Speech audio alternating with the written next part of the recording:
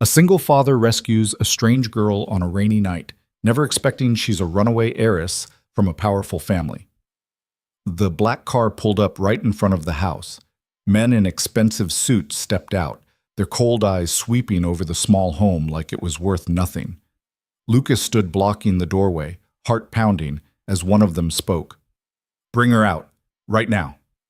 Behind him, Elena trembled, her face pale. Lucas's 6-year-old son gripped his shirt, not understanding what was happening. Lucas never thought that saving a stranger in the rain could put his small family in a situation like this, but here he was. And he wasn't backing down. Follow my story to the end. Hit like and comment what city you're watching from so I can see how far my story has traveled. Lucas Hayes had never been the kind of man who looked for trouble. At 32, his life had settled into a rhythm so predictable it barely qualified as living, more like surviving, one day bleeding into the next. He woke before dawn, made breakfast for his son, dropped him at school, opened the repair shop by 7, worked until his hands ached, picked up his kid, made dinner, helped with homework, and collapsed into bed only to do it all again. There was no room for spontaneity, no space for mistakes. Just him and Charlie against a world that didn't give a damn whether they made it or not. The shop was located on the eastern edge of Millbrook, a town small enough that everyone knew your business, but not small enough to actually care. Hayes Auto Repair sat wedged between a laundromat that had seen better days and a convenience store with bars on the windows. The building itself was a squat brick structure with a roll-up garage door that squealed every time Lucas opened it, a sound he'd grown so used to he barely heard it anymore. Inside, the smell of oil and metal and old coffee filled the air, familiar and oddly comforting. Lucas wasn't a big man, but he was solid, the kind of solid that came from years of manual labor, not a gym. His hands were scarred and calloused, perpetually stained with grease no amount of scrubbing could fully remove. His brown hair was starting to thin at the temples, and the lines around his eyes had deepened over the past few years, carved there by worry and exhaustion. He didn't smile much anymore. Didn't see the point. Charlie was 6 now, all wild curls and endless questions, the kind of kid who could turn a trip to the grocery store into an expedition. He looked more like his mother every day. Same green eyes, same stubborn chin. Lucas tried not to think about that too much. Sarah had left when Charlie was 2, packed her bags one Tuesday morning while Lucas was at the shop and never came back. No note, no explanation. Just gone. He tried to find her at first, made calls, checked with her friends, but eventually he'd stopped. Some people didn't want to be found. Raising Charlie alone had been the hardest thing Lucas had ever done. Harder than losing his parents in a car accident when he was 19. Harder than scraping together enough money to buy the shop from old Mr. Patterson, who'd been ready to retire and had given Lucas a deal mostly out of pity. Harder than any of it. But Charlie was his, and Lucas would walk through fire before he let that kid down. It was a Thursday in late September when everything changed. The day had been unremarkable. An oil change, a brake job, a transmission that was more rust than metal. Lucas had closed up shop just after 6, his back screaming from being hunched over an engine block all afternoon.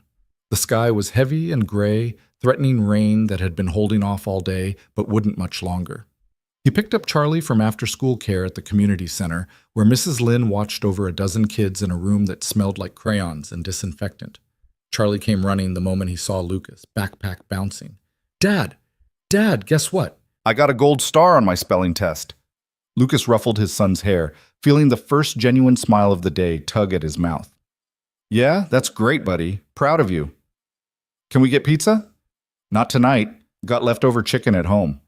Charlie's face fell, but he didn't argue. He knew better. Money was tight, always tight, and pizza was a once-a-month treat if they were lucky.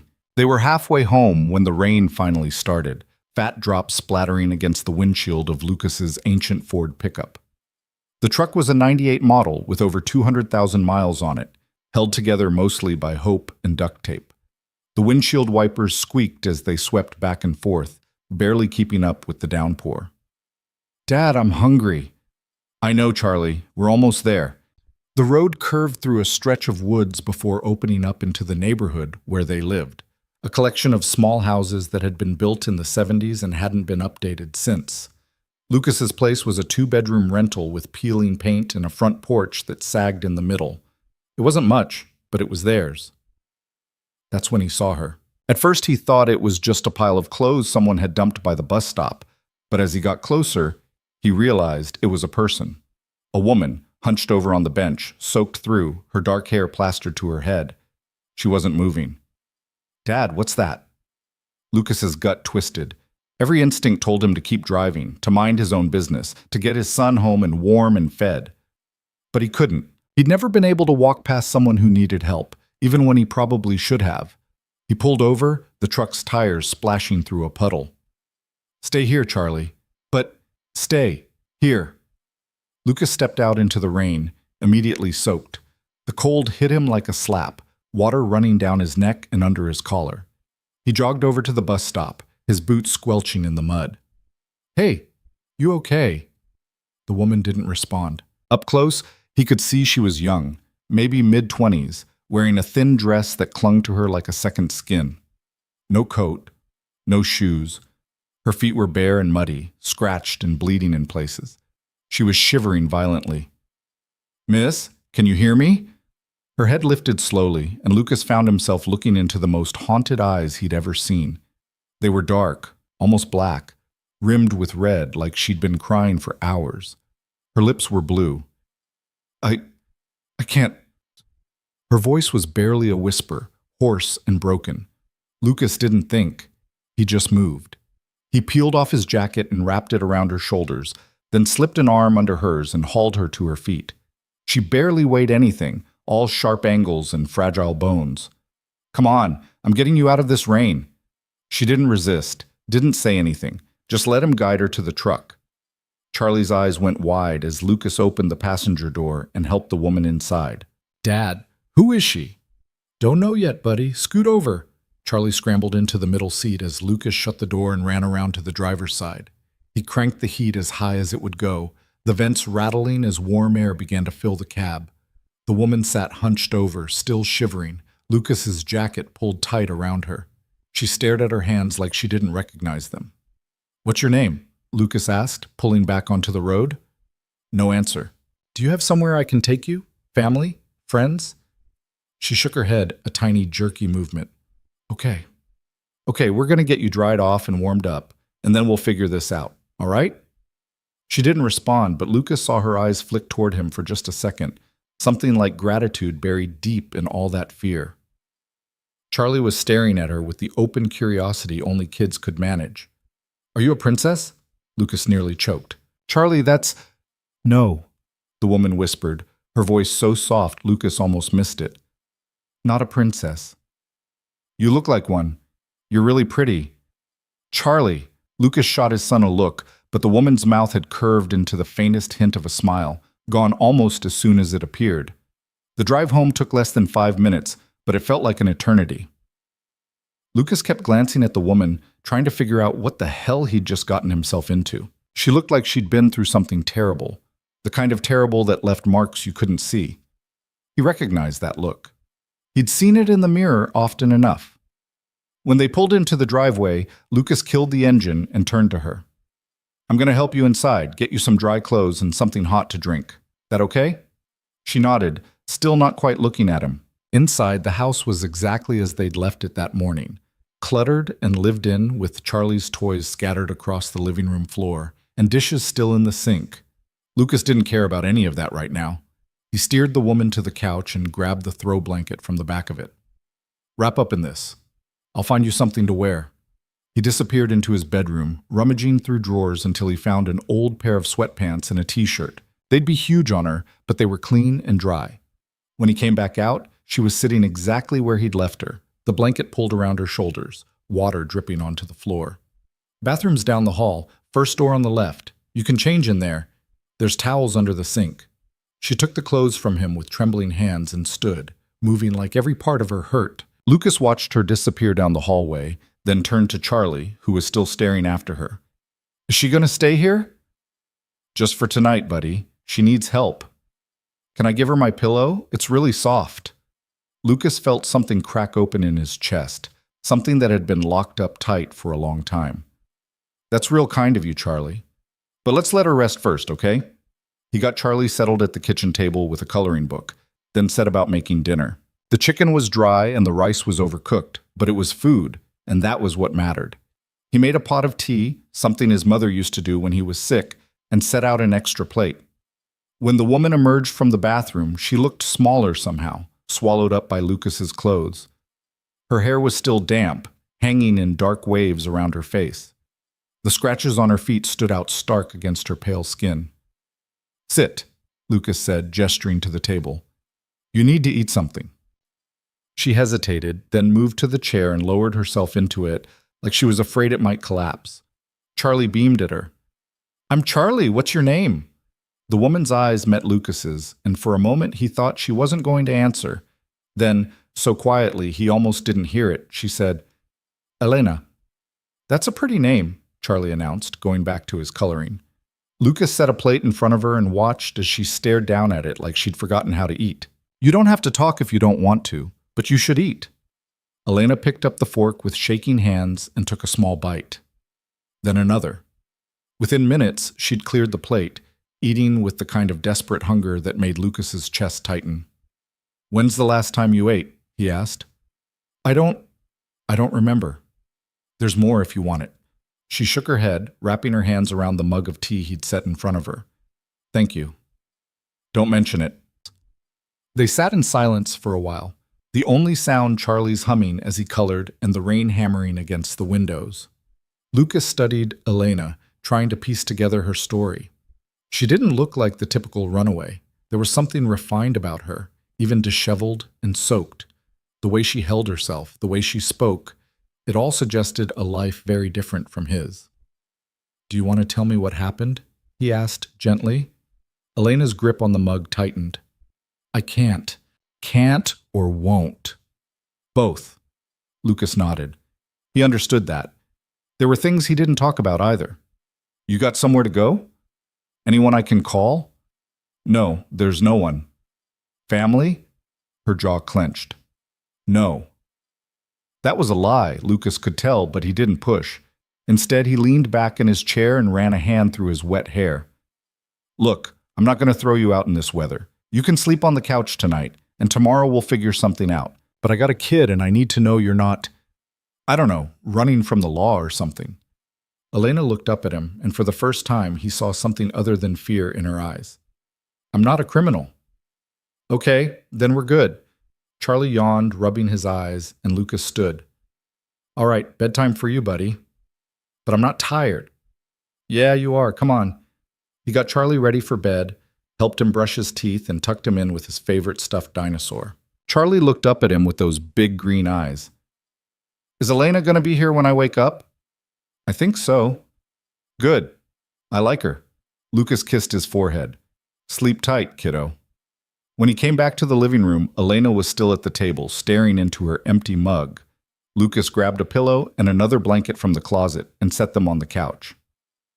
"You need anything else?" She shook her head. "Bathroom's down the hall if you need it. Kitchen's open if you get hungry. And, my room's the last door on the right if you need something and I'm asleep." "Thank you," she said again, her voice barely above a whisper.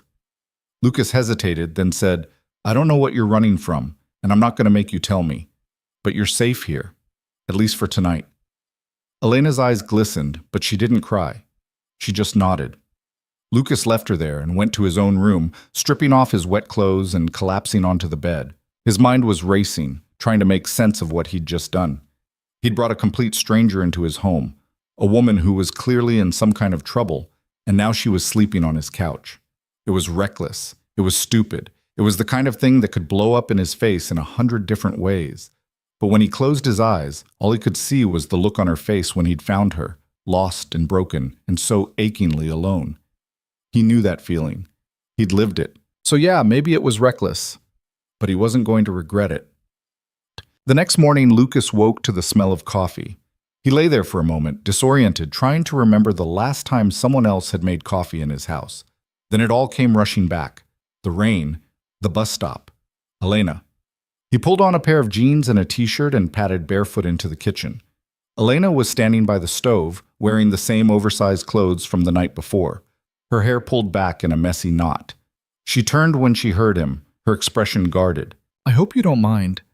I found the coffee." No, that's fine. Lucas rubbed the sleep from his eyes and glanced at the clock.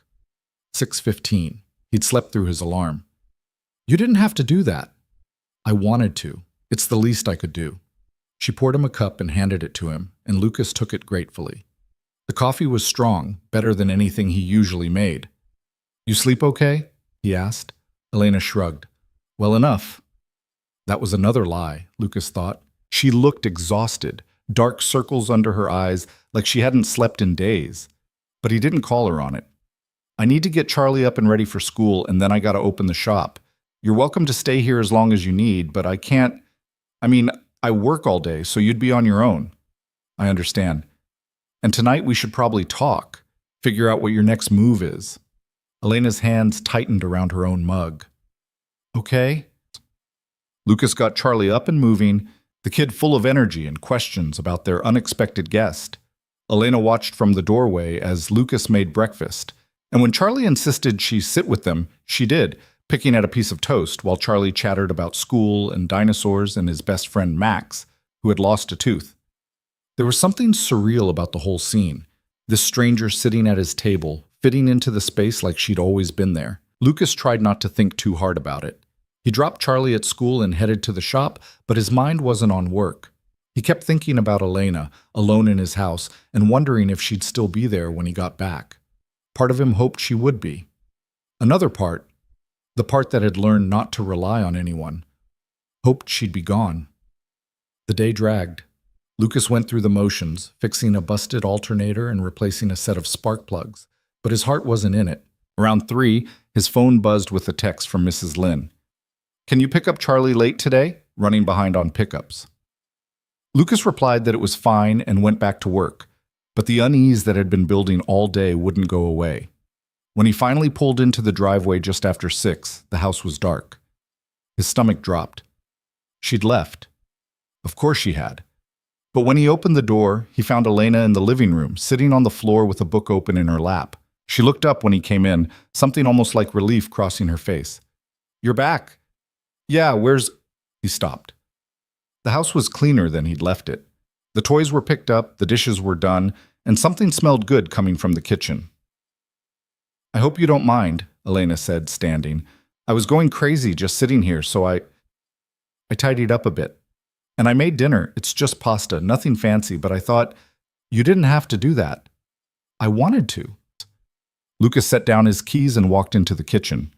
There was a pot of spaghetti on the stove, steam rising from it, and a simple salad on the counter. It was the most effort anyone had put into cooking in this house in years. Thank you, he said, and meant it. Elena smiled, a real smile this time, small but genuine. You're welcome. They ate together when Lucas picked up Charlie, the kid talking a mile a minute about his day. Elena listened, asking questions, laughing at Charlie's stories, and Lucas found himself watching her, trying to figure her out. After dinner, Charlie begged to show Elena his room, and she went with him, letting the kid drag her down the hall. Lucas cleaned up, listening to their voices drift back to him, Charlie's excited chatter and Elena's softer responses. When she came back, Charlie was settled in bed, and Elena sank onto the couch with a sigh. He's a sweet kid. Yeah, he is. Lucas sat in the armchair across from her. Look, Elena, I need to know what's going on. You can't just stay here indefinitely without telling me anything. Her face shuddered. I know. So talk to me. She was quiet for a long moment, staring at her hands. When she finally spoke, her voice was thick with emotion. I ran away. From my family. From a life I never wanted. Why? Because they were going to make me marry someone I didn't love. Someone I barely knew. And when I said no, they... She trailed off, her hands clenching into fists. They didn't give me a choice. Lucas felt anger rise in his chest, hot and sharp. So you left. I left. I took nothing. Just ran. I didn't have a plan. I just knew I couldn't stay. And your family, they looking for you? Elena's laugh was bitter. Oh, they're looking. They'll keep looking until they find me. What happens when they do? They'll take me back, and this time they won't let me leave. Lucas leaned forward, elbows on his knees. Elena, if you're in danger, I'm not in danger. Not the way you mean. They won't hurt me. They'll just control me. Every aspect of my life, who I see, where I go, who I marry. I'll be a prisoner in a gilded cage. Her voice cracked. I can't go back to that? I won't. Lucas studied her, this fragile, fierce woman who'd stumbled into his life. He should tell her to leave. He should stay out of it. But when he opened his mouth, what came out was, then don't. Elena's head snapped up. What? Don't go back. Stay here. At least until you figure out your next move. I can't ask you to. You're not asking. I'm offering. Lucas, you don't understand. My family, they're powerful. If they find out you helped me, let me worry about that. Elena stared at him, her eyes searching his face like she was trying to figure out if he was serious. Whatever she saw there must have convinced her because she nodded slowly. Okay, I'll stay, but just until I can figure something out. I don't want to put you and Charlie in danger.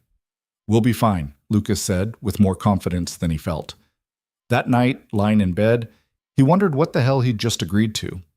But when he thought about Elena's face, the way she'd looked at him when he'd said she could stay, he knew he'd made the right choice, even if it ended up being the biggest mistake of his life. The days that followed settled into an unexpected rhythm, though settled wasn't quite the right word. It was more like they were all holding their breath, waiting for something to break. Elena fit into their lives in ways Lucas hadn't anticipated.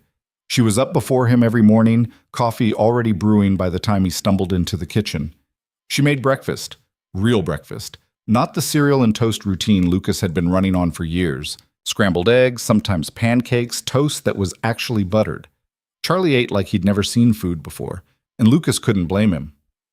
You don't have to do all this, Lucas said one morning, watching her flip a pancake with practiced ease. Elena glanced over her shoulder, a strand of dark hair falling across her face. I know, but I need to feel useful. If I just sit around all day, I'll lose my mind. Fair enough.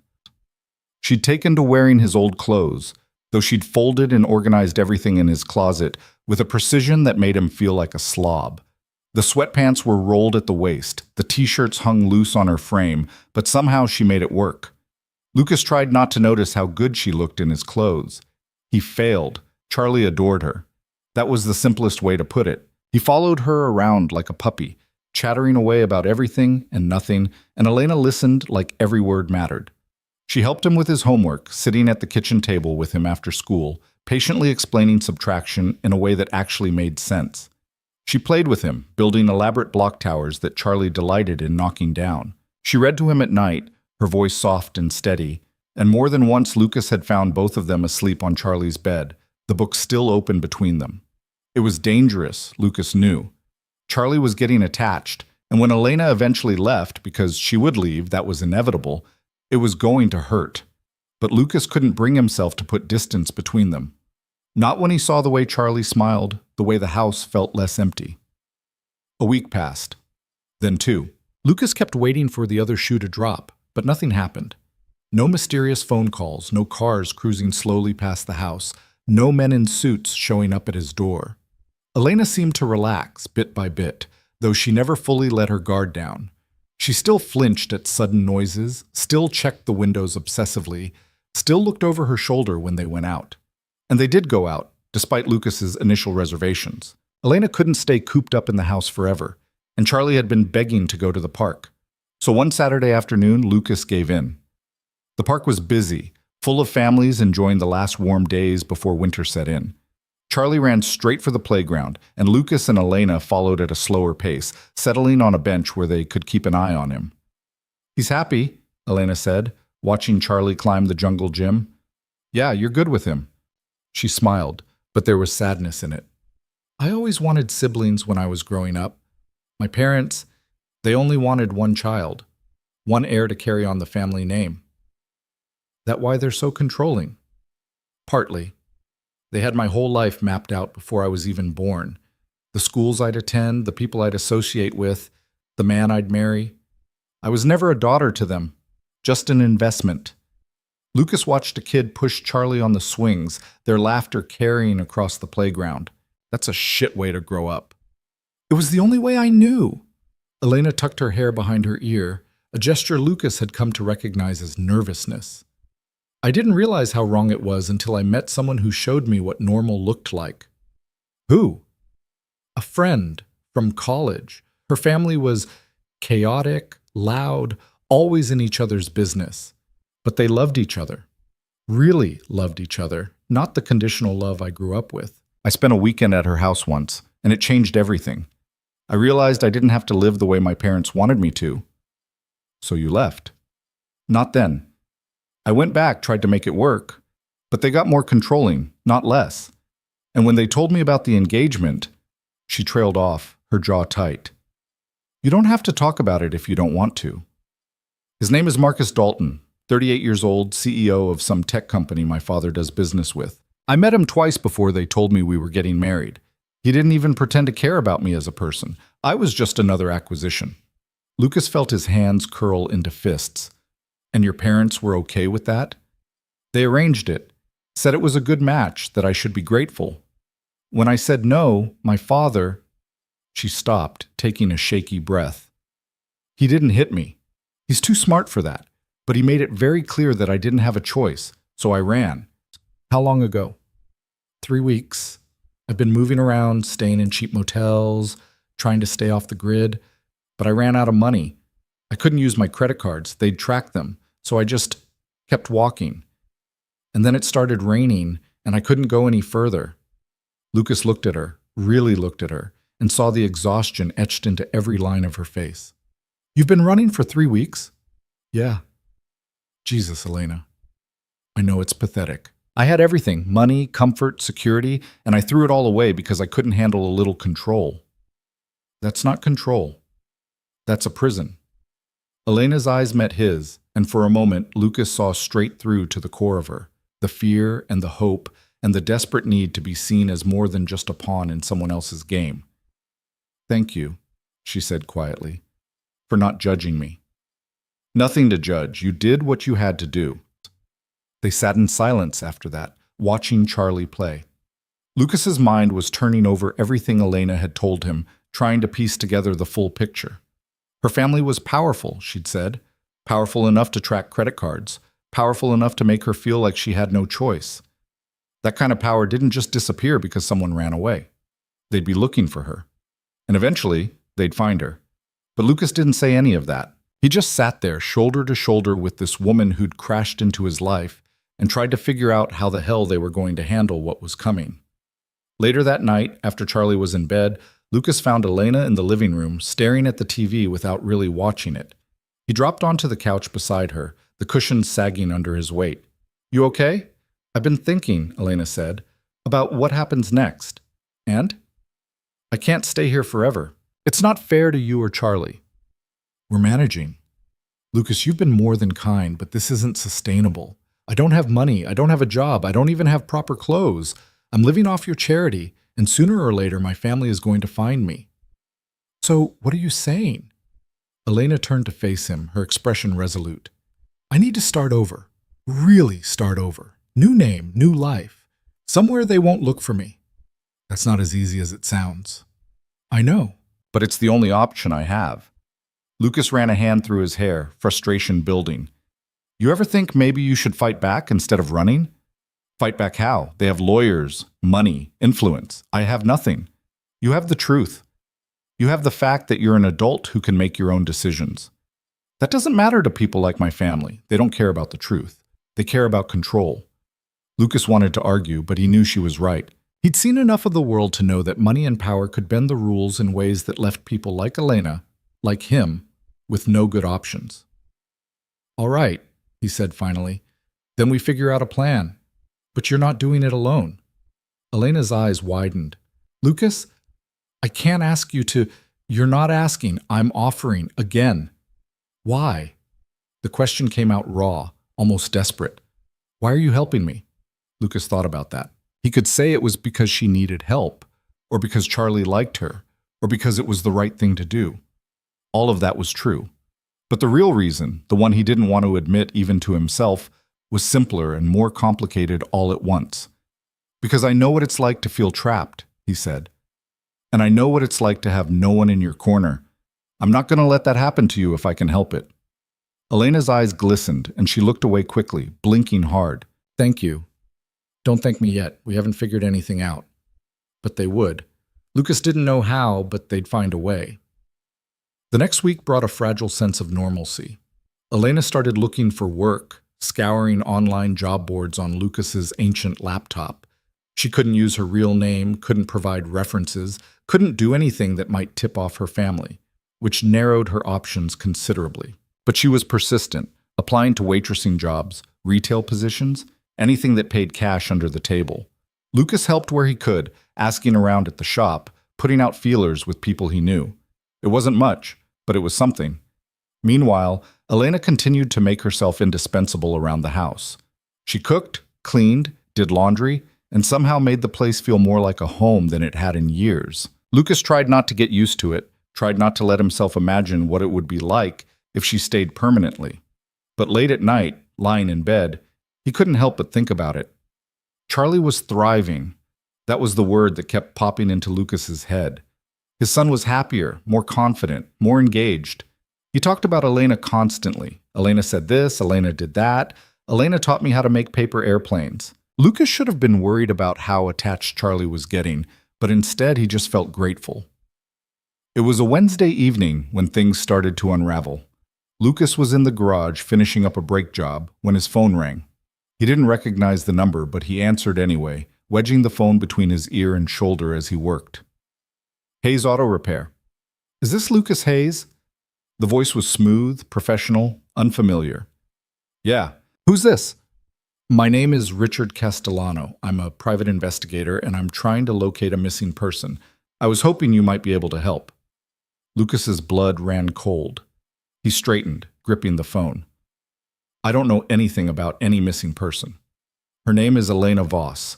She's been missing for nearly a month now, and her family is very concerned. We have reason to believe she may have passed through your area. Never heard of her. Mr. Hayes, I'm not with the police. I'm just trying to reunite a family. If you have any information, I said, I don't know anything. Don't call this number again. Lucas hung up, his hands shaking. He stood there for a long moment, staring at the phone, his mind racing. They'd found her, or at least they were close.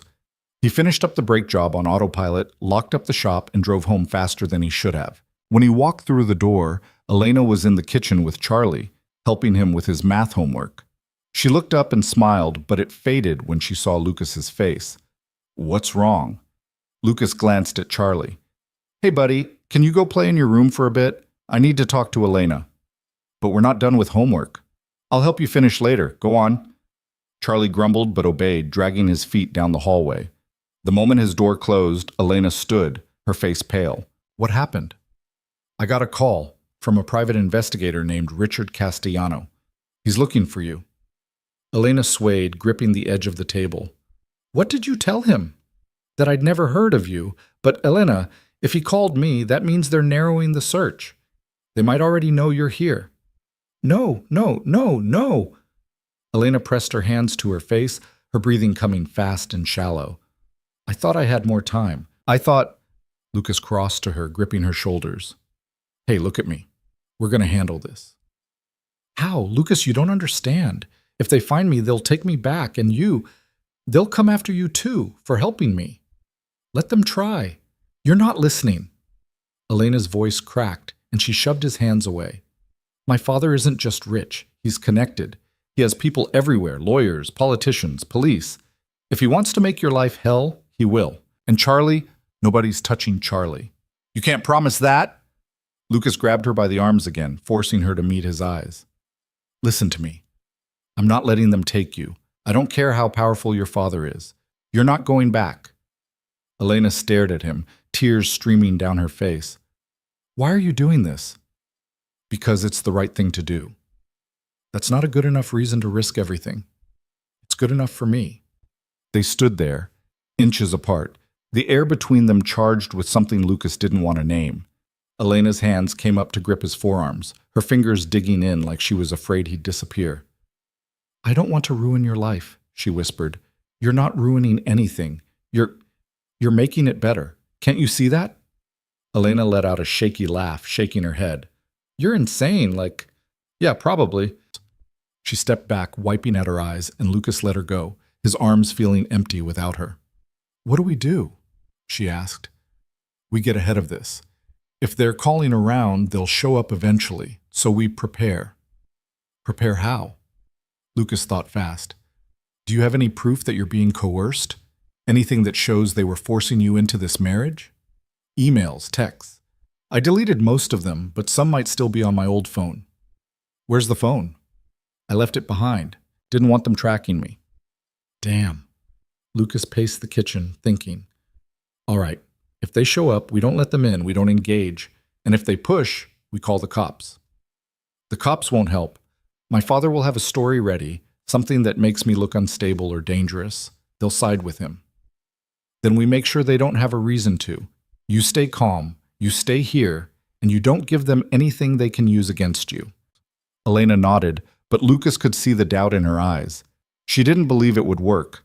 And honestly, he wasn't sure he did either. That night, Lucas couldn't sleep. He lay in bed, staring at the ceiling, listening to the house creak and settle around him. Down the hall, he heard Elena moving around, restless. He should stay in bed, should give her space, but his feet carried him to the living room anyway. She was sitting on the couch, wrapped in a blanket, staring out the window. Can't sleep either? Lucas asked. Elena shook her head. Every time I close my eyes, I see them. My father, Marcus, the investigator. I keep thinking about what they'll do when they find me. Lucas sat beside her, the couch dipping under his weight. They haven't found you yet. It's only a matter of time. Then we use that time to figure out our next move. Elena turned to look at him, her face illuminated by the pale moonlight filtering through the curtains. You keep saying we, like this is your problem too. It is. Why? Lucas didn't have a good answer for that. Or maybe he did, and he just wasn't ready to say it out loud. So instead he reached out and took her hand, lacing his fingers through hers. Because you're not alone anymore, he said, and I'm not going to let you face this by yourself. Elena's grip tightened, and she leaned into him, resting her head on his shoulder. They sat like that for a long time, not talking, just existing in the quiet together. Lucas knew it was a mistake, knew he was getting in too deep, letting himself care too much. But sitting there with Elena, her hand in his, he couldn't bring himself to pull away. Whatever came next, they'd face it together. The following days were tense. Every car that drove past the house made Lucas's heart rate spike. Every unknown number that called the shop sent a jolt of adrenaline through him. Elena was jumpy, constantly looking over her shoulder, and even Charlie noticed, asking why she seemed so sad. I'm not sad, sweetheart, Elena told him, forcing a smile. Just tired. Charlie didn't look convinced, but he didn't push. Lucas started closing the shop early, not wanting to be away from the house longer than necessary. He told himself it was just precaution, but deep down, he knew the truth. He didn't want to leave Elena alone, didn't want to come home and find her gone, either because she'd run again or because someone had taken her. On Friday, Lucas was replacing a set of tires when his phone rang again. Same unknown number. He almost didn't answer, but something made him pick up. Mr. Hayes, this is Richard Castellano again. I know you said you didn't have any information, but I really need to speak with you. And I really need you to stop calling. I understand you're trying to protect someone. That's admirable. But you need to understand the situation. Elena Voss is not well. She's been off her medication for weeks, and her family is deeply concerned for her safety. Lucas's jaw clenched. That's a lie? There was a pause. So you do know where she is? I didn't say that. Mr. Hayes, if you're harboring her, you could be charged with interference. Her family just wants to help her. They're not trying to hurt her. If they're not trying to hurt her, why did she run? Another pause, longer this time. I can see you're emotionally involved. That's unfortunate, but I'd advise you to think very carefully about what you're doing. Elena's family has resources. If you continue to obstruct this investigation, things could become difficult for you. Is that a threat? It's a warning. Have a good day, Mr. Hayes. The line went dead. Lucas stood there, gripping the phone so hard his knuckles went white. They were escalating. The lies about medication, the implied threats. It was all designed to make him doubt himself, to make him give Elena up. It wasn't going to work. He finished the tire job and headed home, his mind made up. When he walked through the door, Elena was waiting, her face anxious. They called again, didn't they? Yeah. What did they say? Lucas told her, leaving nothing out. Elena listened, her expression growing colder with every word. That's my father's playbook, she said when he finished.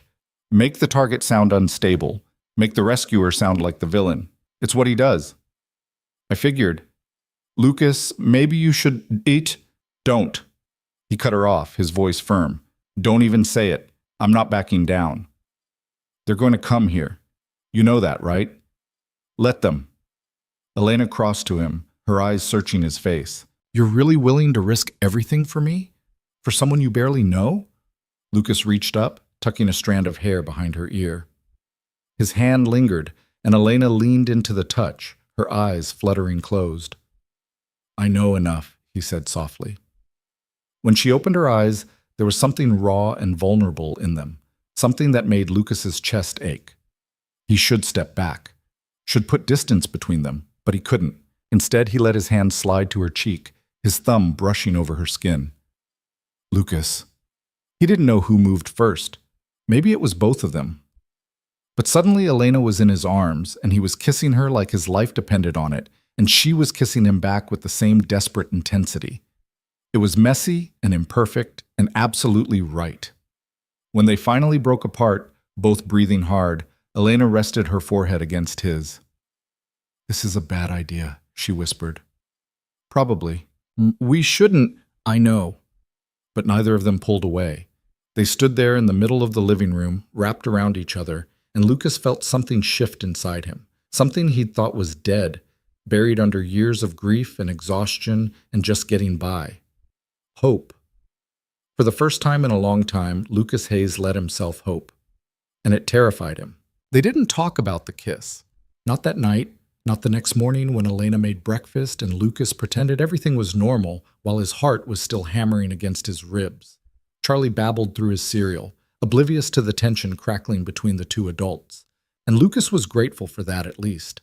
His son didn't need to be caught up in whatever this was becoming. Elena avoided his eyes, which was probably for the best. Lucas didn't trust himself to look at her without remembering how she'd felt in his arms, how she'd kissed him back like she was drowning and he was air. It had been years since he'd kissed anyone, and never like that. Never with that kind of desperation and want, and something else he didn't have a name for. He dropped Charlie at school and headed to the shop, but his mind was a mess. He couldn't focus on the transmission he was supposed to be rebuilding, kept losing track of what he was doing, his hands moving on muscle memory while his thoughts spun in circles. This was stupid. Elena was right. It was a bad idea. She was running from a powerful family, had no money, no job, no future to speak of. And Lucas had a kid to think about, a business barely holding together, a life that was complicated enough without adding a fugitive heiress to the mix. But none of that mattered when he thought about how she'd looked at him, like he was someone worth believing in. His phone buzzed around noon, a text from an unknown number. Lucas's stomach dropped as he opened it. We know she's with you. This doesn't have to get ugly. Call me. R.C. Lucas stared at the message, his jaw clenching so hard his teeth ached. They were done being subtle.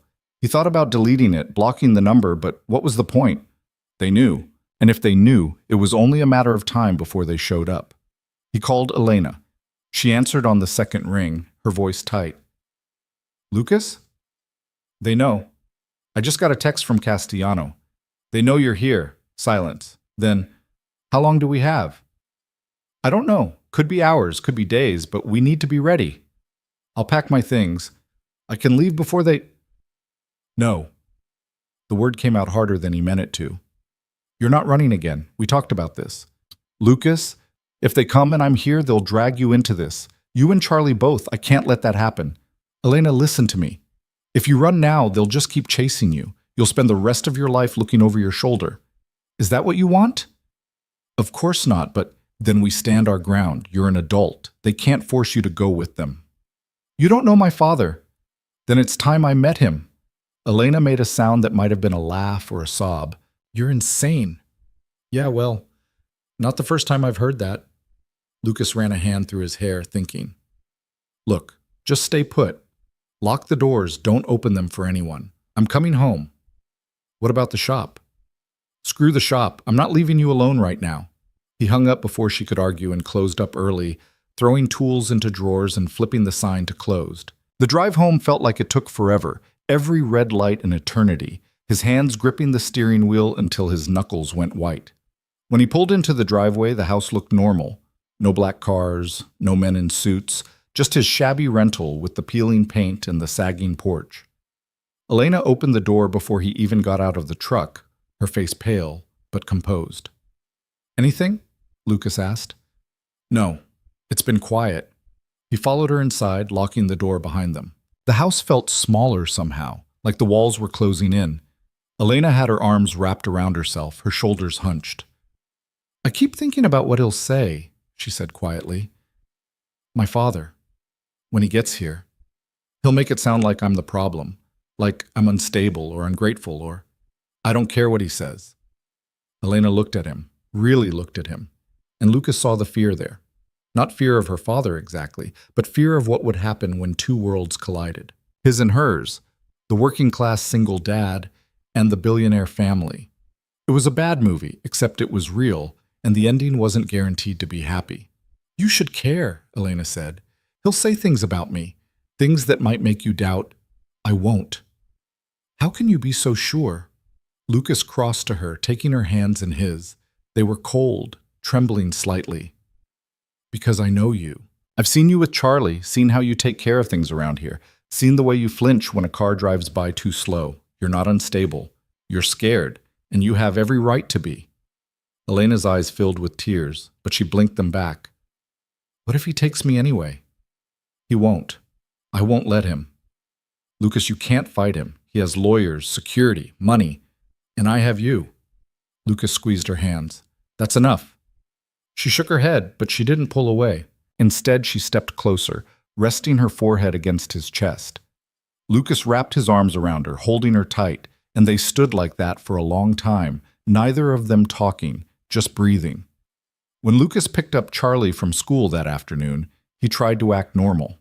Tried to smile and ask about his day and listen to his rambling story about a frog they'd found on the playground.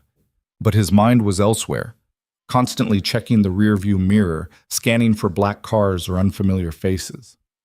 Back at the house, Elena had made spaghetti. It smelled good, but none of them had much appetite. Charlie pushed his food around his plate, sensing something was wrong even if he didn't understand what. "Are you and Elena fighting?" he asked suddenly. Lucas blinked. "What? No, buddy. Why would you think that?" "You both seem sad." Elena reached over and ruffled Charlie's hair.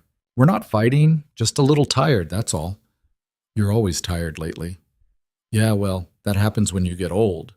Charlie giggled. "You're not old. My teacher is old. She's like 100. Pretty sure Mrs. Patterson is only 50, Charlie. That's basically 100. Despite everything, Lucas found himself smiling. Charlie had that effect, could make you laugh even when the world was falling apart. He looked at Elena and saw the same small smile on her face, the tension in her shoulders easing just a fraction. Maybe that's what they needed, to just be normal for a little while, even if it was an illusion. After dinner, Lucas got Charlie ready for bed while Elena cleaned up. When he came back to the living room, she was standing by the window again, staring out at the street. "They're not coming tonight," Lucas said. "How do you know?" "I don't, but standing there staring isn't going to make it happen faster." Elena turned, and there was something different in her expression. Resolve, maybe, or just exhaustion. "I need to tell you something." Lucas's stomach tightened. "Okay." "When I said my family was powerful, I wasn't exaggerating. My father is Vincent Voss. He owns half the real estate in the tri-state area and has connections everywhere. Politicians, judges, police chiefs. If he wants something done, it gets done." I figured it was something like that. "And Marcus Dalton, the man they want me to marry? He's not just some random CEO. His company handles data security for half the Fortune 500. Between the two of them, they can track anything, access anything. They probably already know everything about you. Your credit score, your bank account, your work history." Lucas felt a chill run down his spine. "Why are you telling me this now?" "Because I need you to understand what you're up against. This isn't some small-time family drama. These are people who can ruin your life with a phone call. And once they get here, once they see that you've been helping me, they won't stop until they've made you pay for it. Let them try. Lucas, I mean it. I don't care how powerful they are.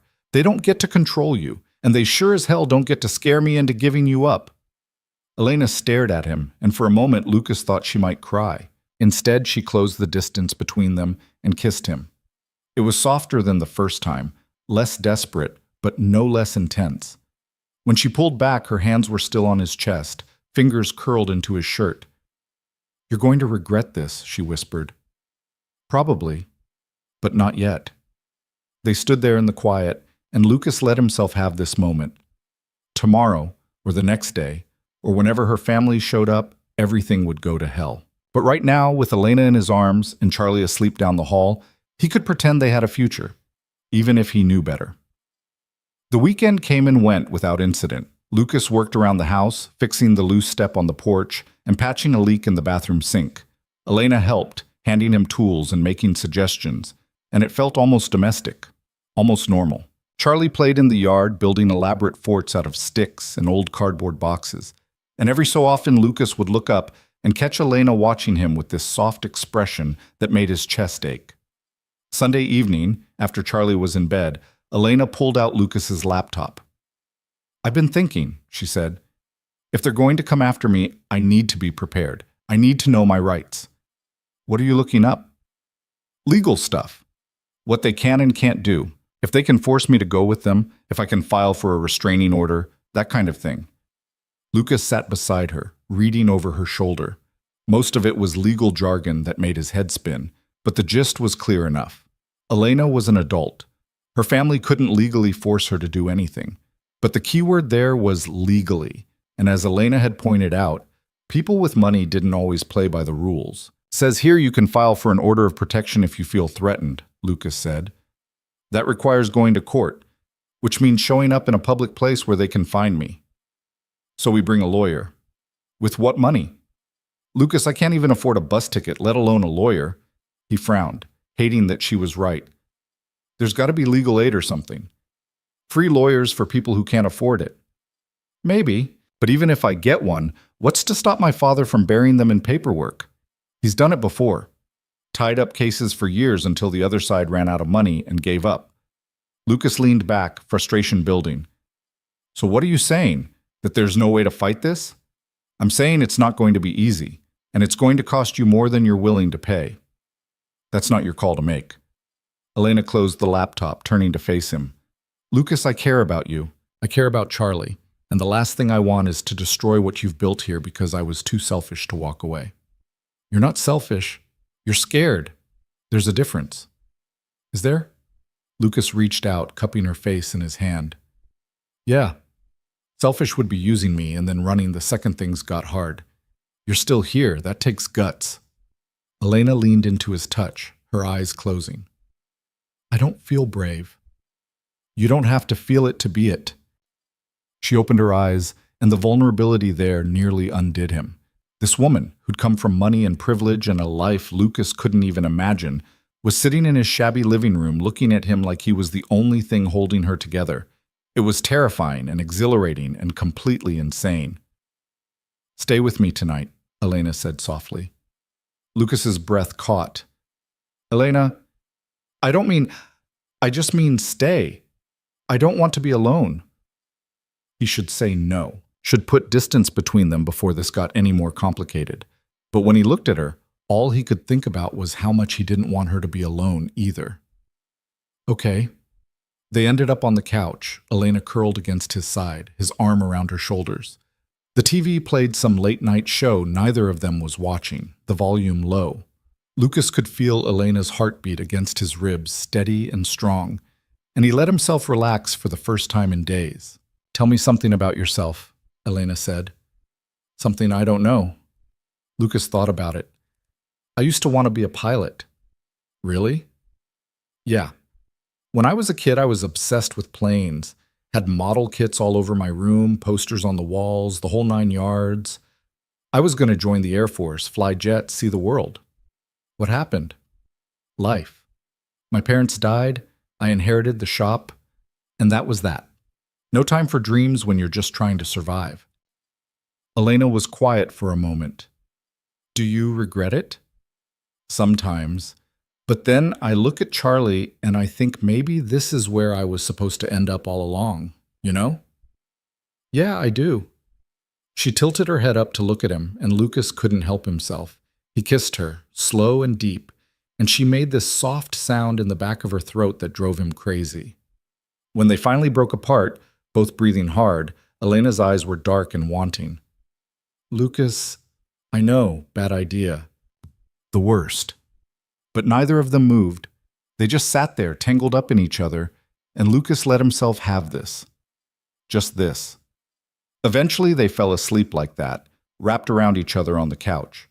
Lucas woke up a few hours later, his neck stiff and his arm numb from where Elena's head had been resting.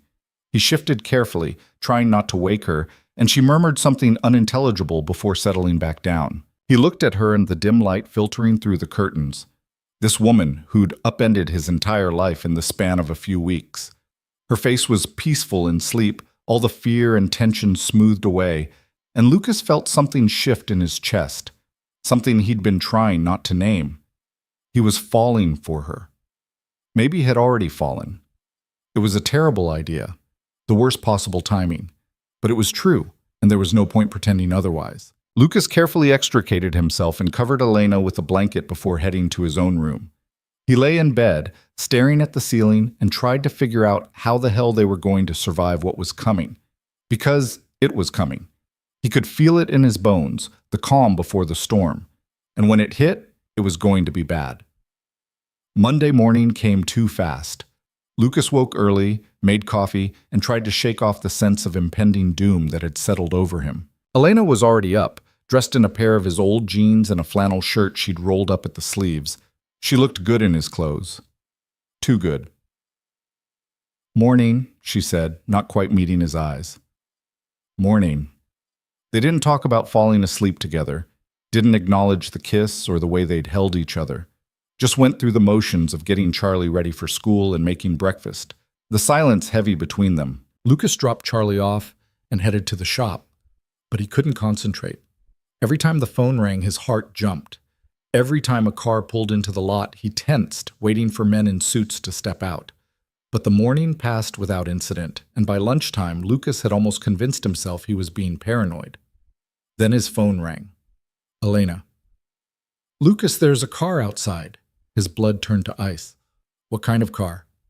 Black sedan, tinted windows. It's been sitting there for the past 10 minutes. Lock the doors. Don't open them for anyone. I'm on my way. He didn't wait for a response, just grabbed his keys and ran. The drive home felt like it took hours, his mind racing with worst-case scenarios. What if they'd already gone in? What if they'd taken her? What if the black sedan was still there when he pulled up, parked across the street like it had every right to be there? Lucas's hands tightened on the steering wheel, anger surging through him. He got out of the truck and walked straight toward the car, his jaw clenched. The driver's side window rolled down, revealing a man in his 40s with slicked back hair and an expensive suit. He smiled, but it didn't reach his eyes. Mr. Hayes, I was hoping we could talk. I've got nothing to say to you, Castellano. I think you do. See, I've been watching this house for the past hour, and I've seen some interesting things. A woman matching Elena Voss's description. For instance, living here, with you and your son. Get to the point. Castellano's smile widened. The point is, you're harboring a fugitive. Now, I know what you're thinking. She's an adult. She can do what she wants. And you're right. Legally, she can. But here's the thing. Elena's family is very concerned about her mental state. They have doctors willing to testify that she's a danger to herself and others. And if that testimony gets in front of the right judge, well, let's just say things could get very complicated for you. Lucas felt his hands curl into fists. You threatening me? I'm informing you of the situation. You seem like a smart man, Mr. Hayes, a good father. I'm sure you don't want your son caught up in a legal battle that could drag on for months, maybe years. So here's what's going to happen. You're going to convince Elena to come with me voluntarily. She'll get the help she needs, and you and your boy can go back to your normal lives. Everybody wins. Except Elena. Elena will be fine. She'll be taken care of. Like a prisoner. Castellano's expression hardened. You're making this harder than it needs to be. Good. Lucas turned and walked back toward the house, his heart pounding. Behind him, he heard Castellano call out, "You've got 24 hours, Mr. Hayes. After that, this gets official. And trust me, you don't want that." Lucas didn't look back. He went inside, locked the door behind him, and found Elena standing in the living room, her face ashen. "I heard," she said, "we're not giving you up." Lucas, he's right. If they get doctors involved, if they make it a mental health issue, then we get our own doctors. We fight back. With what money? What resources? Elena's voice cracked. Lucas, I can't let you destroy your life for me. You keep saying that like I don't get a choice. I do. And I'm choosing you. Elena stared at him, tears streaming down her face. Why? Lucas crossed to her, taking her face in his hands. Because you're worth fighting for. Because Charlie loves you. Because I... He stopped, the words catching in his throat. But Elena's eyes widened and he knew she heard what he hadn't said. Lucas, we're not giving up. Not yet. She nodded, leaning into him, and Lucas held her tight, trying to be strong enough for both of them. Outside, he heard the black sedan's engine start, the sound of tires on pavement as it drove away. 24 hours. That's all they had. And Lucas had no idea how they were going to make it through. The hours crawled by like insects under glass. Lucas couldn't sit still, pacing the living room while Elena sat on the couch with her knees drawn up to her chest, watching him wear a path in the carpet. The afternoon light slanted through the windows, golden and deceptive, making everything look peaceful when it was anything but. We need a plan, Lucas said for the third time in 20 minutes. I know. Something concrete, not just hoping they'll back off. Elena didn't respond, just stared at her hands. Lucas stopped pacing and looked at her, really looked, and saw how small she'd made herself. Like she was trying to disappear. Talk to me, he said, sitting down beside her. I don't know what to say. Every plan I come up with ends the same way, with me going back or you getting hurt. Those are the only options. That's not true. Isn't it? Elena lifted her head and her eyes were red-rimmed, exhausted. Lucas, you don't know these people. My father doesn't lose, ever. When he wants something, he takes it, and if you're in the way, he'll remove you. Then we make sure I'm not in the way. We make this public. Get the media involved. Put pressure on him. That'll make it worse. He'll spin it, make me look unstable. Make you look like some opportunist who's taking advantage of a mentally ill woman. You'll be the villain in that story, not him. Lucas clenched his jaw, frustration burning through him. She was right. He hated that she was right. So what do you want to do? Just give up? I don't want to give up, but I also don't want Charlie to pay for this. He's 6 years old, Lucas. He doesn't deserve to be dragged into my mess. He's already in it. He loves you. You think he won't notice when you're gone? Elena flinched like he'd struck her. I know, and I hate it. I hate that I let myself get close to him. I hate that I let myself get close to you. I should have left the first night. Should have just kept walking. Stop. Lucas grabbed her hand, squeezing hard enough that she looked at him. Stop doing that. Stop acting like caring about people is a mistake. It is when it hurts them. Life hurts, Elena. That's just how it works. But you don't run from it. You face it. Easy for you to say. You're not the one they're coming for. No, I'm just the one standing between them and you, which makes me a target too. So we're in this together, whether you like it or not. Elena's breath hitched, and for a moment Lucas thought she might cry.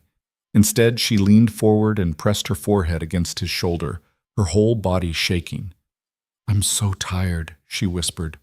I'm so tired of running and hiding and being afraid. I just want it to stop. Lucas wrapped his arms around her, holding her as tight as he dared. Then we make it stop. Tonight. We figure out exactly what we're going to say when they show up, and we don't back down. And if they have legal papers, a court order, then we call a lawyer. We fight it. Lucas, I know a guy, he said suddenly. Tony Reeves. He's not some big shot attorney, but he's honest and he owes me a favor. Let me call him. See what he says. Elena pulled back, wiping at her eyes. Okay, yeah, call him. Lucas dug out his phone and scrolled through his contacts until he found Tony's number. They'd met years ago when Tony's transmission had died on the highway, and Lucas had towed him back to the shop, fixed it for half the usual price because Tony had just graduated law school and was buried in student debt. They'd kept in touch sporadically, grabbing beers once or twice a year, talking about nothing important. Tony answered on the fourth ring. Lucas? Man, it's been a minute. What's up? I need a favor. Legal advice. There was a pause. You in trouble? Not me, a friend. It's complicated. It always is. All right, give me the short version. Lucas laid it out as concisely as he could. Elena's escape, her family's pursuit, the threats from Castellano, the 24-hour deadline. Tony listened without interrupting, and when Lucas finished, there was a long silence on the other end. Jesus, Lucas, you really know how to pick 'em. Can you help or not? I can try, but I gotta be honest with you. This is way outside my wheelhouse. I do contract law, property disputes, boring stuff, family law, especially involving people with serious money. That's a whole different animal. So you're saying no? I'm saying I'm not the best person for this, but I know someone who might be. Her name's Rachel Klein.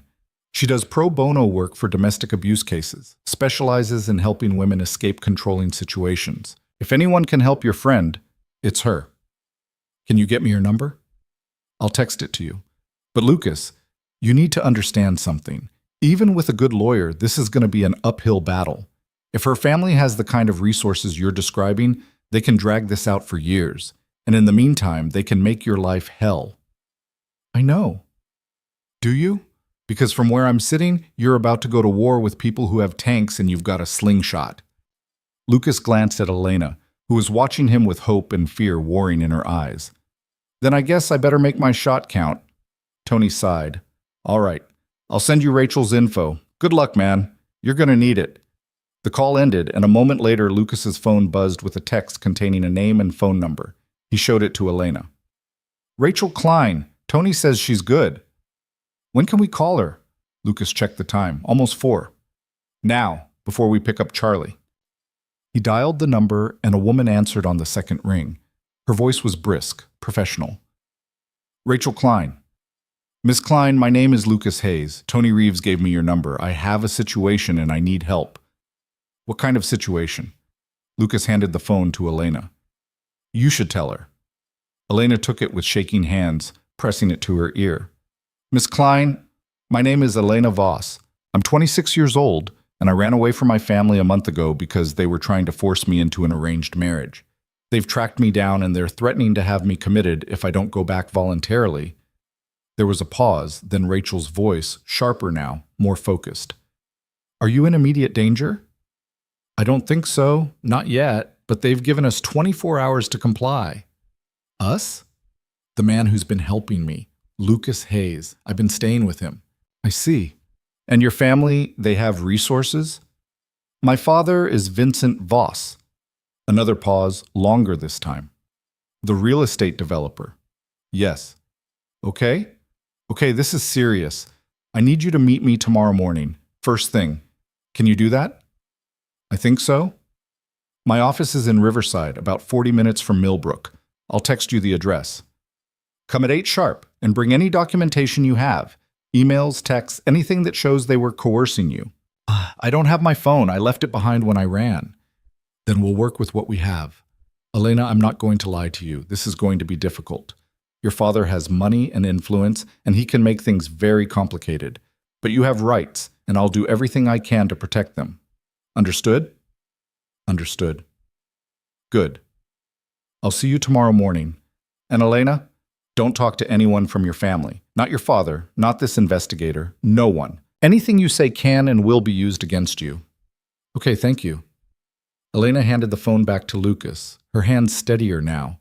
There was color in her cheeks again, a spark of something that looked almost like hope.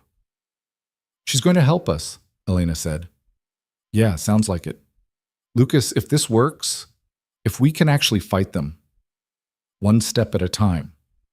Let's get through tomorrow first. They picked up Charlie together. both of them trying to act normal, even though Lucas's stomach was in knots. Charlie chattered the whole way home about a science experiment they'd done with baking soda and vinegar, and Lucas listened with half an ear, his mind already on the morning. That night, after dinner, Lucas sat Charlie down in the living room. "Hey, buddy, I need to talk to you about something." Charlie looked up from his coloring book, his eyes wide. "Am I in trouble?" "No, nothing like that. I just need you to know that tomorrow might be a little different. Elena and I have to go somewhere early, so you're going to stay with Mrs. Lynn before school." "Why? Where are you going?" Lucas glanced at Elena, who was standing in the doorway, listening. "We have to meet with someone. A lawyer." "What's a lawyer?" "Someone who helps people when they have problems." Charlie frowned. "What kind of problems?" "Grown-up problems. Nothing for you to worry about." "Is Elena going away?" The question hit like a punch to the gut. Lucas swallowed hard. "We're doing everything we can to make sure she doesn't have to." Charlie looked at Elena, his bottom lip trembling. "I don't want her to go." Elena crossed the room and knelt in front of him, taking his small hands in hers. "I don't want to go either, sweetheart. And I'm going to fight really hard to stay, okay? Promise?" "I promise I'll try." It wasn't the promise Charlie wanted. Lucas could see that, but the kid nodded anyway, trusting in a way that made Lucas's chest ache. Elena pulled him into a hug, and Charlie wrapped his arms around her neck, holding on tight. Later, after Charlie was asleep, Lucas and Elena sat at the kitchen table going over what she remembered. Dates, conversations, anything that might help Rachel build a case. Elena's memory was sharp, meticulous, and Lucas took notes on a legal pad, filling page after page with details. "They started talking about the marriage about 6 months ago," Elena said.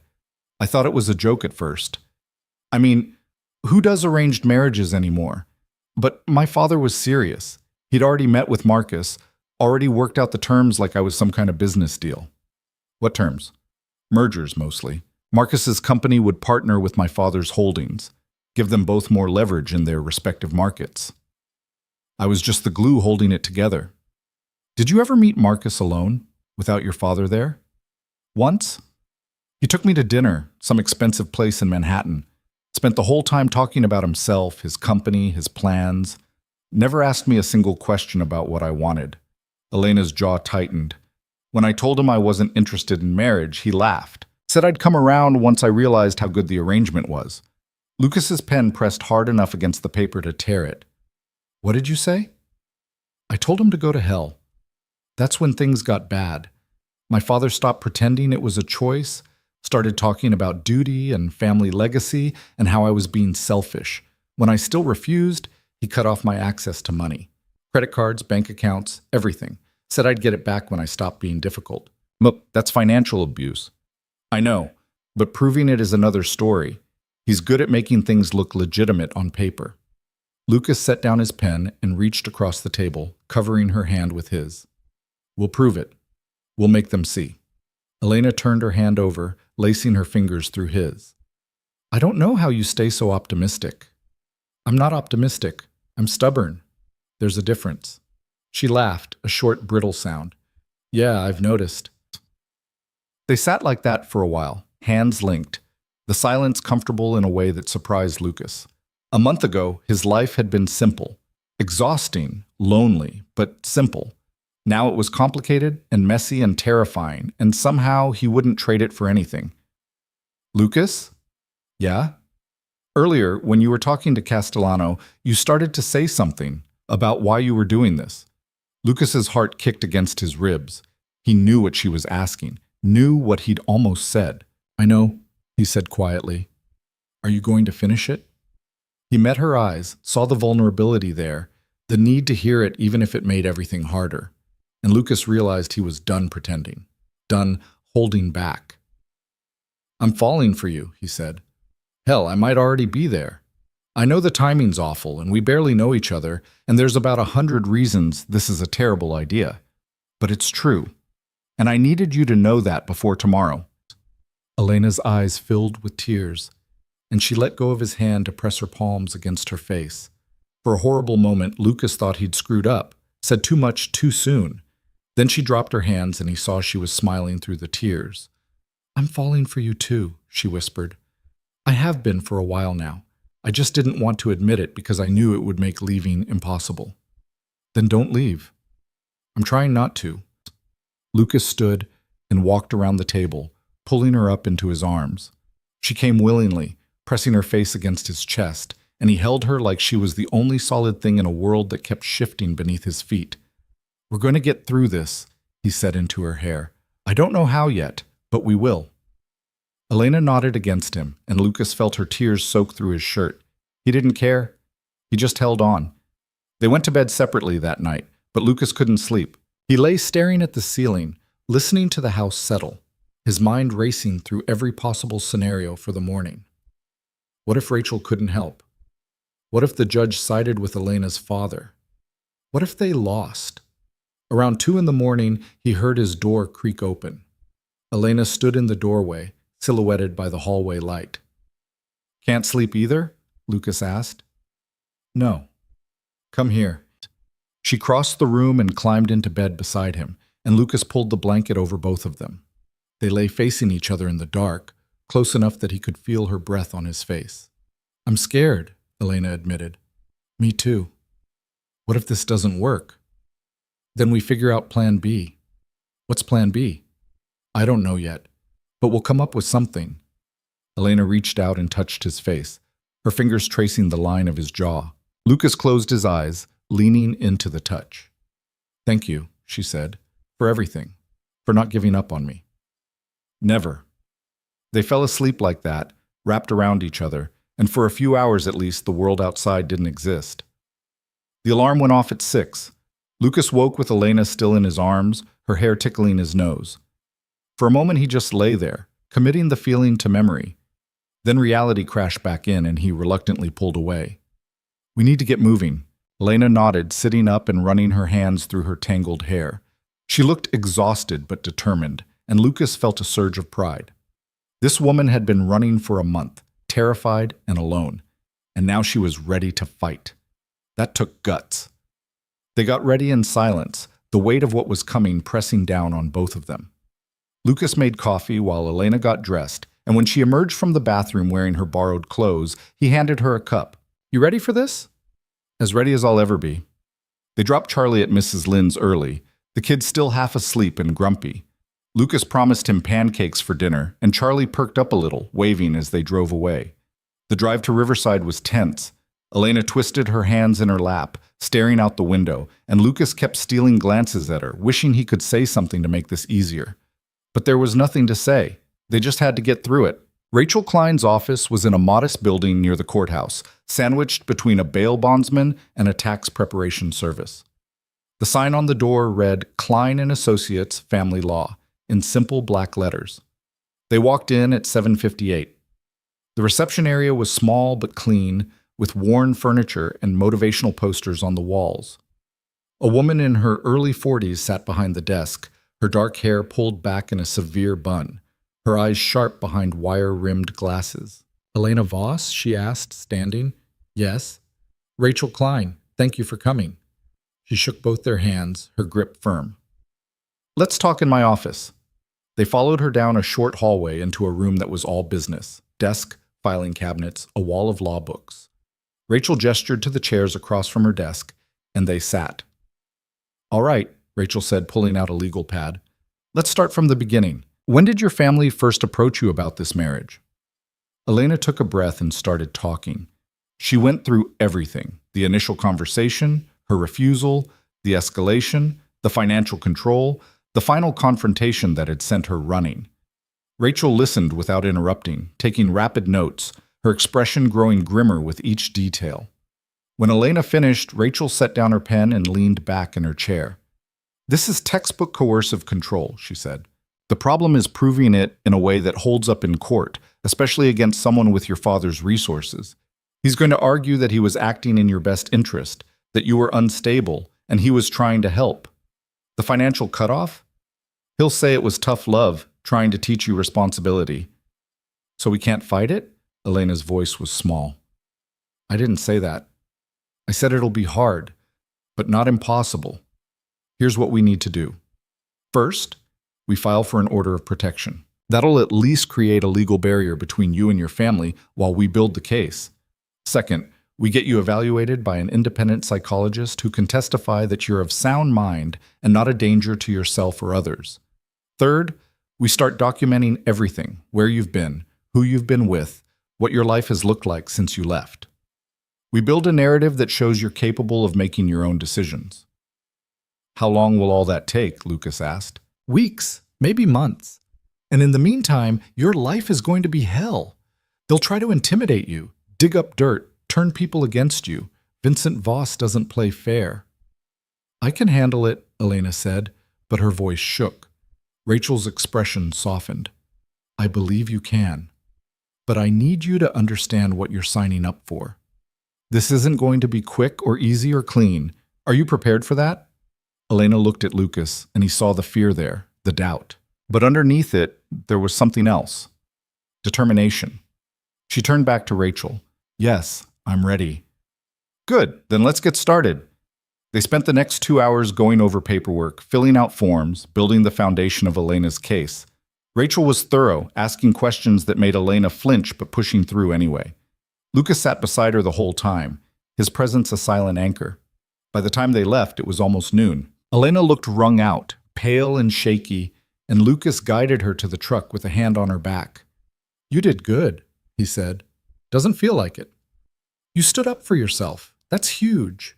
Elena leaned against the truck, closing her eyes. What happens now? Now we wait. Rachel files the paperwork, and we see what happens. And if they don't care about the paperwork? If they just show up anyway? Lucas thought about the black sedan, about Castellano's smug smile, about the 24 hours that had already passed. Then we deal with it, together. They drove back to Millbrook in silence, both lost in their own thoughts. Lucas kept checking the rearview mirror, half expecting to see black cars tailing them, but the road stayed clear. When they pulled up to the house, everything looked normal. No cars, no men in suits, no signs of trouble. Lucas felt the tension in his shoulders ease just slightly. They went inside, and Elena immediately went to the couch and collapsed, burying her face in her hands. Hey, Lucas said, sitting beside her. Talk to me. I keep waiting for them to show up, for my father to walk through that door and tell me this was all pointless. He's not here. And even if he does show up, we've got a lawyer now. We've got a plan. Plans don't always work. No, they don't. But it's better than nothing. Elena lifted her head, and Lucas saw the exhaustion etched into every line of her face. Know how to do this. How to fight people who've controlled me my whole life. You start by not giving them power over you anymore. They can threaten all they want, but they can't make you go back. You're an adult. You get to choose. Do I? Because it doesn't feel like I have a choice. Lucas took her hands, squeezing tight. You do. And you've already made it. You ran. You asked for help. You're fighting back. That's choosing, Elena. That's you taking control. She stared at him, and slowly, something shifted in her expression. The fear didn't go away, but it was joined by something else. Resolution. You're right, she said quietly. You're right. I can't keep acting like I'm helpless. I'm not. Damn right you're not. Elena leaned forward and kissed him, hard and fierce, and Lucas kissed her back with everything he had. When they finally broke apart, both breathing hard, she rested her forehead against his. Whatever happens, she said, I'm glad I ended up here. With you. Me too.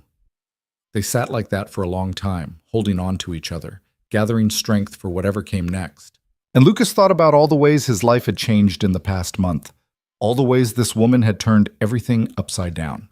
He wouldn't change a single thing. They came that evening, just as the sun was setting and the sky had turned the color of a bruise.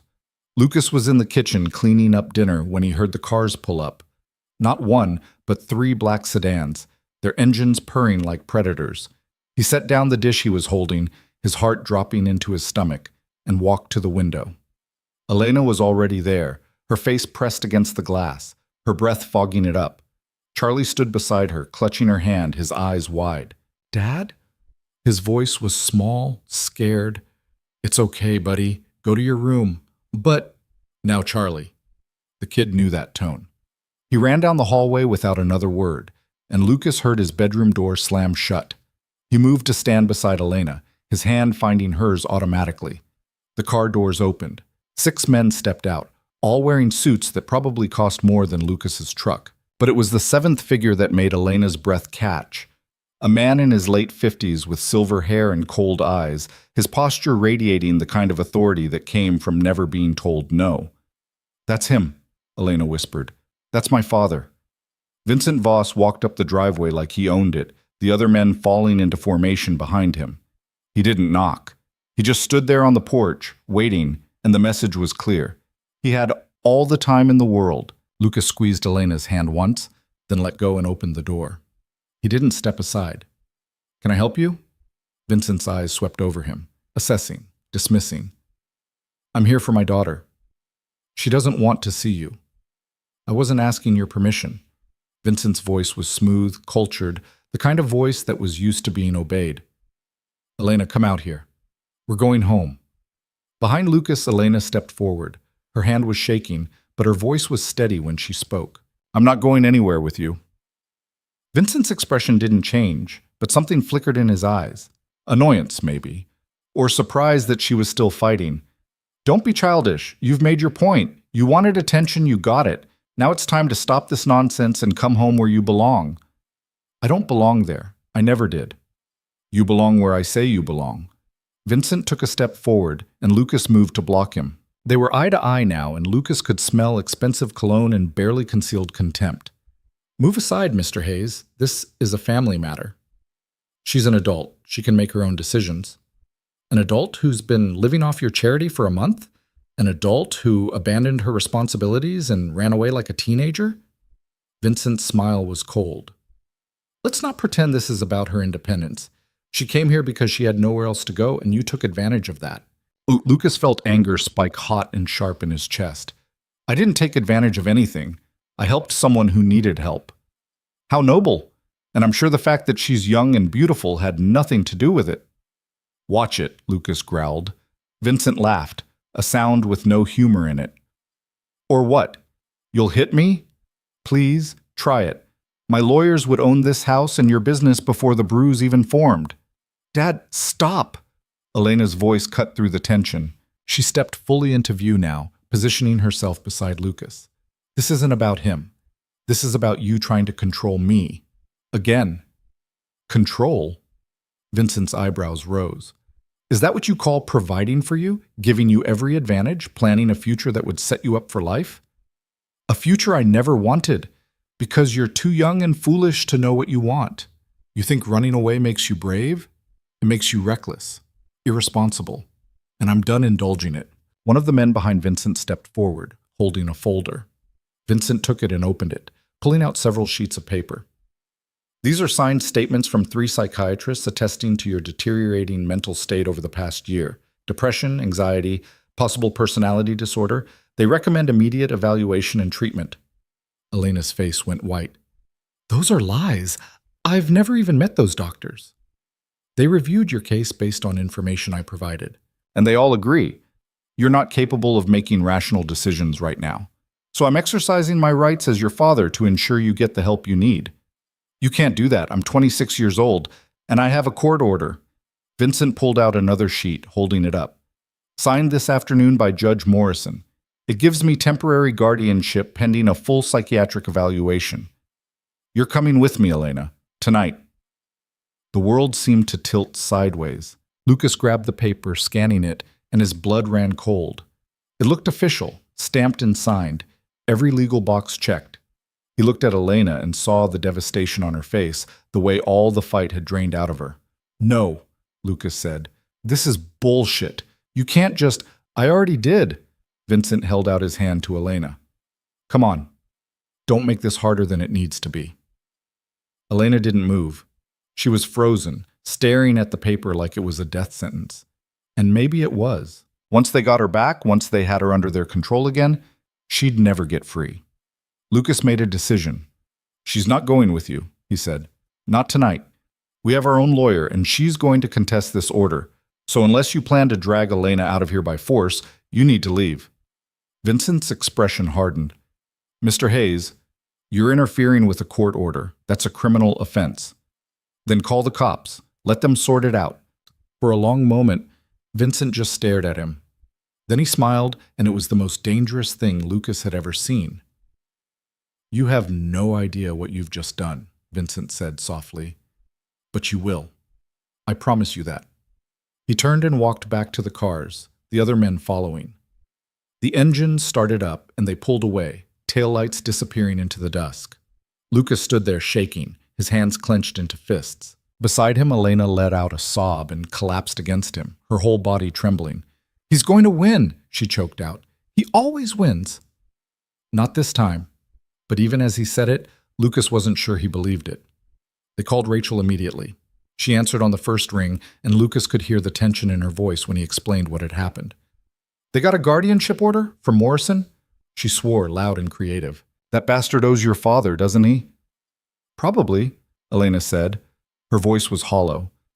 "Dad has judges all over the state in his pocket." Okay, this is bad, but it's not over. We file an emergency motion to overturn the order. I'll argue that it was obtained under false pretenses, that the psychiatric evaluations are fraudulent. But Elena, you need to be prepared. This is going to get ugly." "How ugly?" "They're going to dig into your life, trying to find anything they can use to prove you're unstable. Past relationships, medical history, anything. And they're going to come after Lucas too. Anyone associated with you becomes a target." Lucas met Elena's eyes. "We can handle it." "I hope so.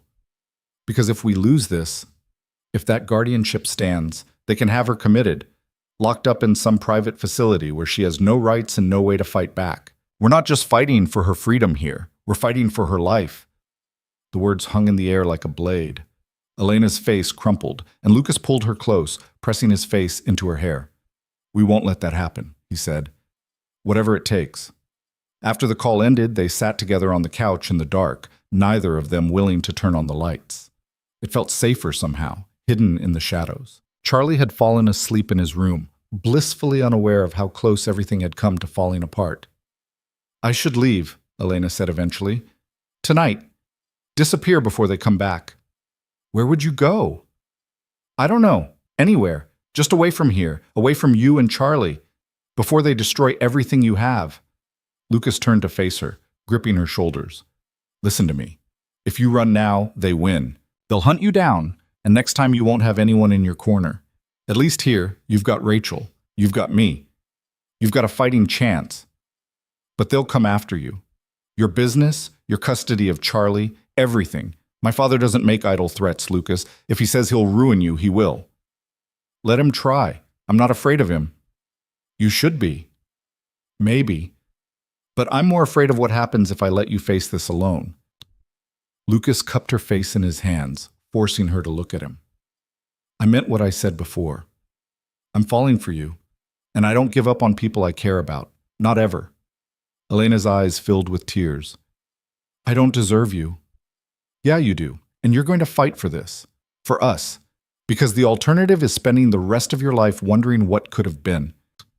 She kissed him then, desperate and fierce, and Lucas poured everything he had into it, all the fear and hope and stubborn determination that had been building for weeks. When they finally broke apart, both breathing hard, Elena rested her forehead against his. "Okay," she whispered. "Okay, I'll fight. We'll fight together." The next morning, Rachel filed the emergency motion. By noon, they had a hearing scheduled for the following week. In the meantime, the order stood, which meant technically Elena was supposed to be in her father's custody. But Vincent didn't send anyone to enforce it. He was playing a longer game now, building his case brick by brick. Lucas went to work but couldn't focus. Every customer felt like a potential spy. Every phone call a threat. He jumped at shadows, his nerves stretched to the breaking point. And when Castellano showed up just before closing, Lucas wasn't even surprised. "Mr. Hayes, got a minute?" Lucas wiped his hands on a rag, not bothering to hide his hostility. "What do you want?" "Just wanted to give you a friendly warning. You're in over your head here. Vincent Voss doesn't lose, and everyone who stands in his way gets crushed. You seem like a decent guy. Good father, hard worker. Be ashamed to throw all that away for a woman you barely know." "I know her well enough." Castellano smiled. "Do you? Did she tell you about the time she crashed her father's car while driving drunk? Or the pills she used to take for anxiety? The ones she stopped taking before she ran? Did she mention any of that?"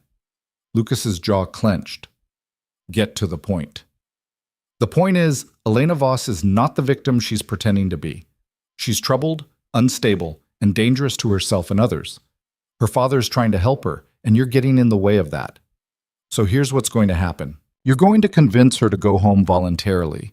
And in exchange, Vincent will forget this ever happened. You keep your business, your son, your life. Everybody wins. Except Elena. Elena gets the help she needs. That's winning too. Lucas threw the rag down and stepped closer, getting in Castellano's face. I want you to listen very carefully. Elena is staying with me. She's fighting this order, and I'm helping her. And if you or Vincent or anyone else tries to take her by force, I will make it my life's mission to make sure the whole world knows what kind of man Vincent Voss really is. You understand me? Castellano's smile faded. You're making a mistake. Not the first time. Won't be the last. The investigator left without another word, but Lucas knew it wasn't over. It was just beginning. That night, Elena found the articles. She'd been searching her father's name online, trying to find anything that might help their case, and she stumbled across a blog post from 3 years ago. A woman named Jennifer Hartley had written about her experience working for Vincent Voss, detailing a pattern of harassment and intimidation that had eventually driven her to quit.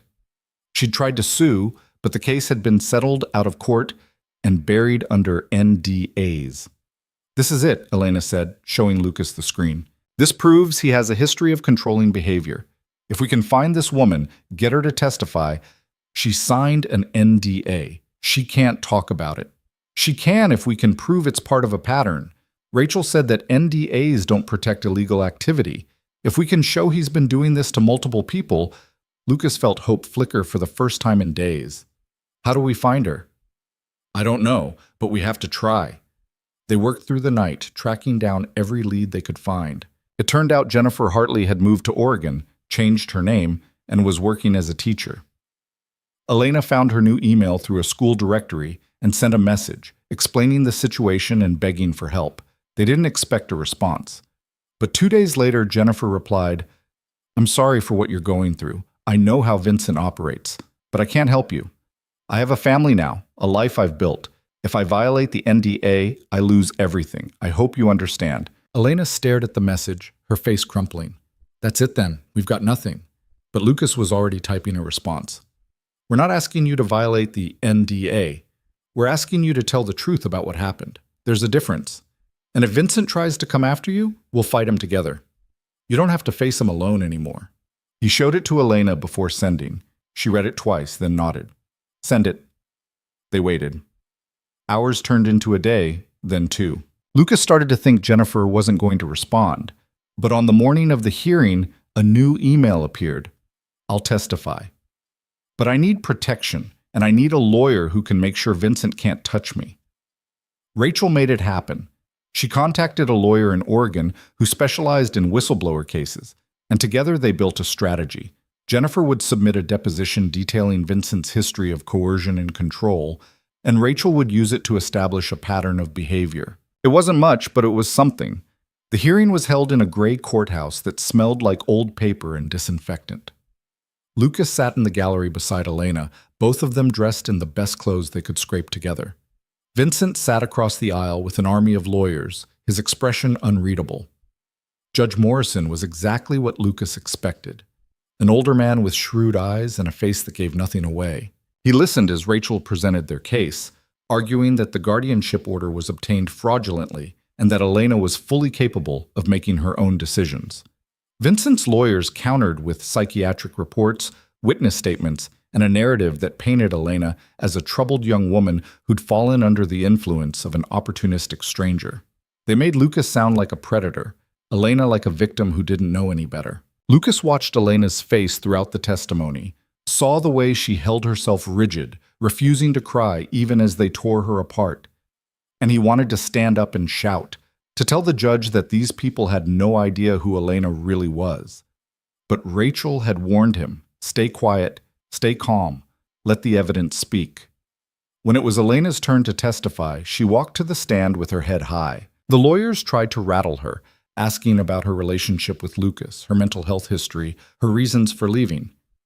But Elena didn't crack. She told the truth, plainly and simply, and Lucas could see the judge starting to listen. Then Rachel presented Jennifer's deposition. The courtroom went silent as the judge read through it, his expression darkening with every page. When he finally looked up, his gaze went straight to Vincent. "Mr. Voss, these are serious allegations. A pattern of controlling behavior, financial manipulation, threats against former employees. Do you have a response?" Vincent stood, his posture relaxed, confident. "Your Honor, Ms. Hartley is a disgruntled former employee who signed an NDA specifically because her claims were baseless. This is a clear attempt to violate that agreement and defame my character. And yet her account mirrors your daughter's almost exactly. That's quite a coincidence, wouldn't you say?" "My daughter is not well, Your Honor. She's been manipulated by Mr. Hayes, who saw an opportunity to exploit a vulnerable young woman. Everything I've done has been to protect her." The judge looked at Elena. "Ms. Voss, do you feel you've been manipulated by Mr. Hayes?" Elena stood. "No, Your Honor. Lucas gave me a place to stay when I had nowhere else to go.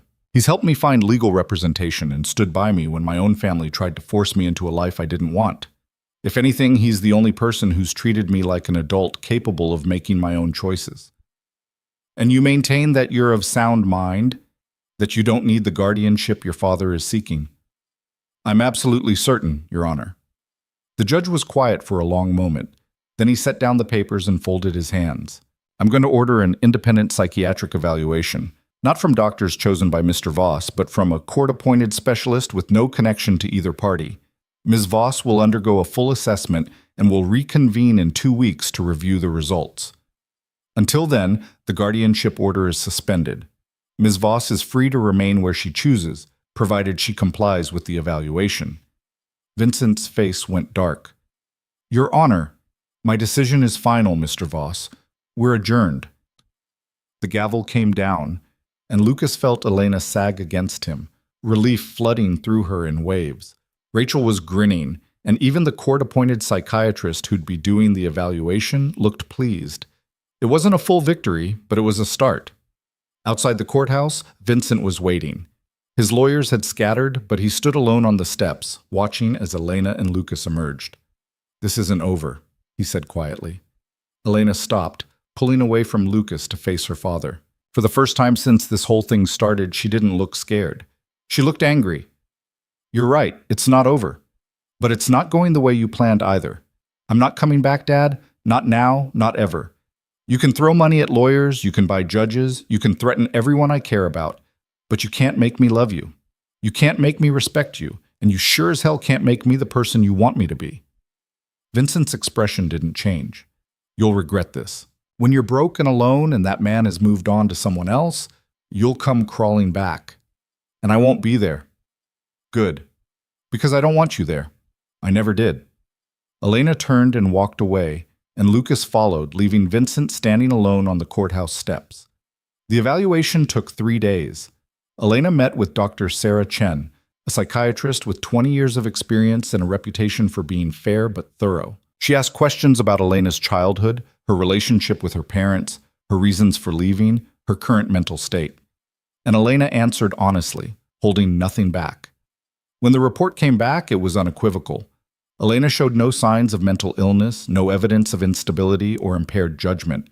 If anything, Dr. Chen's assessment suggested that Elena's decision to leave had been a healthy response to an abusive situation. The second hearing was shorter. The judge read the report, listened to Vincent's lawyers try to discredit it, and made his ruling. The guardianship petition is denied. Ms. Voss is an adult of sound mind, and she has every right to make her own decisions about her life. This court will not be used as a tool to enforce parental control over a grown woman. Case dismissed. Vincent didn't react. He just stood, collected his briefcase, and walked out without a word. But Lucas saw the defeat in his eyes, and he knew it was over. Outside, Elena broke down crying. Not sad tears, but relief so profound it shook her entire body. Lucas held her while Rachel grinned and talked about filing a restraining order, just to make sure Vincent kept his distance. And for the first time in over a month, Lucas let himself believe they'd actually won. Life didn't suddenly become perfect. Elena still had nightmares sometimes, still flinched when cars drove too slow past the house. The restraining order helped, but it didn't erase the years of control and manipulation. Healing from that would take time. But she had time now. And she wasn't alone. She got a job at the local library, working part-time shelving books and helping with the children's reading program. It didn't pay much, but she didn't care. It was hers, earned by her own effort, and that meant everything. Charlie adored having her around full-time. She helped with homework, played endless games of make-believe, and read to him every night. And slowly, gradually, Lucas's house stopped feeling like just a place he survived in and started feeling like a home. One evening, about 3 months after the final hearing, Lucas came home from the shop to find Elena in the kitchen making dinner.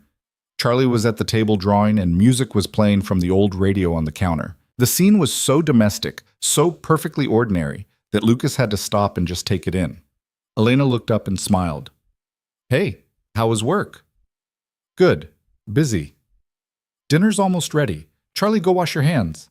The kid ran off, and Elena crossed to Lucas, sliding her arms around his waist. He pulled her close, breathing in the smell of her shampoo and the faint scent of whatever she'd been cooking.